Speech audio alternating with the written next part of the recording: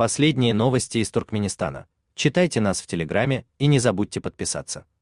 Нравится то, что мы делаем? Поддержите нашу работу. С первых чисел июля в стране наблюдаются беспрецедентные послабления в блокировках интернета. Пользователи из разных регионов сообщают. У провайдеров Туркментелеком и Ашхабадская городская телефонная сеть стали доступны все хостинги, а также сети доставки контента и подсети IP-адресов 8. Таким образом, возвращен доступ к 3 миллиардам IP. У оператора сотовой связи Алтын-Асыр блокировки пока действуют. Пока до конца непонятно, с чем именно связаны послабления. Имеется несколько версий. Версия первая, маловероятная. Визит в Туркменистан генсека ООН. Первые сообщения о послаблениях стали поступать в редакцию Turkmen News 3 июля. Тогда некоторые источники решили, что это связано с визитом в Ашхабад генерального секретаря ООН Антонио Гутерриша. Дело в том, что в Туркменистане во время нахождения в стране высоких гостей частично снимают интернет-ограничения. Однако обычно это делают локально, например, в гостинице, где останавливаются иностранные гости, или на крайний случай во всем городе. Но высокий чиновник из ООН прибыл в страну 5 июля, а уехал уже на следующий день. Прошло более 10 дней с тех пор, но интернет в Туркменистане по-прежнему доступен как никогда. Более того, сообщения о послаблениях поступают со всех уголков страны, а не только из Ашхабада.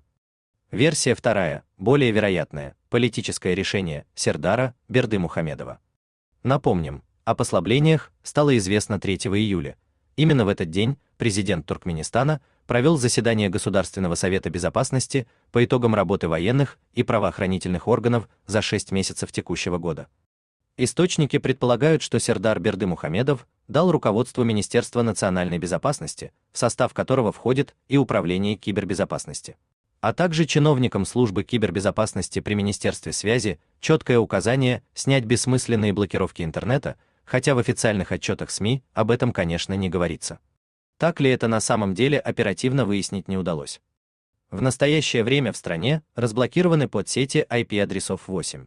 Каждая из них – это больше 16,5 миллионов IP-адресов, все хостинги и сети доставки Content Delivery Network, но продолжаются ковровые блокировки доменов. Также остаются недоступными все социальные сети, хотя из некоторых регионов источники сообщали о доступности мессенджера Telegram без VPN. Послабления совершенно не коснулись интернета от единственного в стране оператора сотовой связи Алтын-Асыр.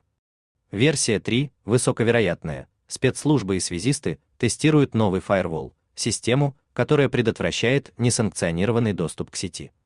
Называются даже два конкретных поставщика с мировым именем нового лицензированного фаервола, но в целях безопасности источников мы не можем их назвать. Напомним, что до сих пор инфраструктура Туркменистана, предназначенная для защиты от сетевых угроз, была построена на программном обеспечении никому в профессиональной среде неизвестной компании Indigo Software из Сингапура.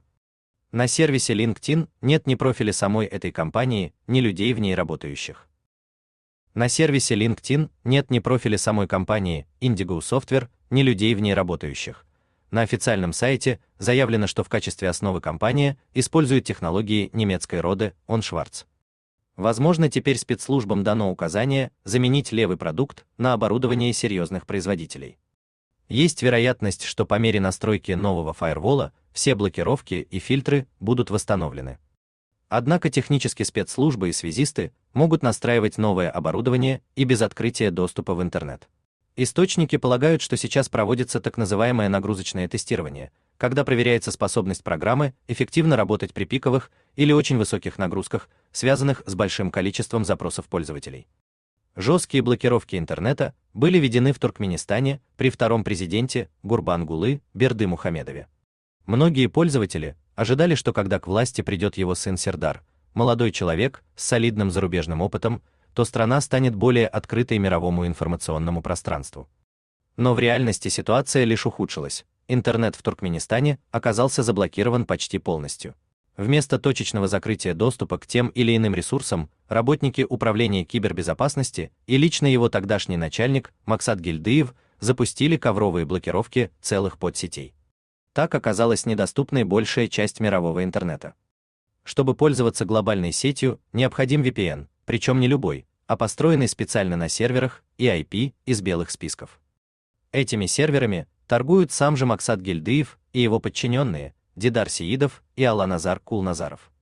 Фактически интернет в Туркменистане был взят в заложники, а блокировки превратились в их коррупционный бизнес.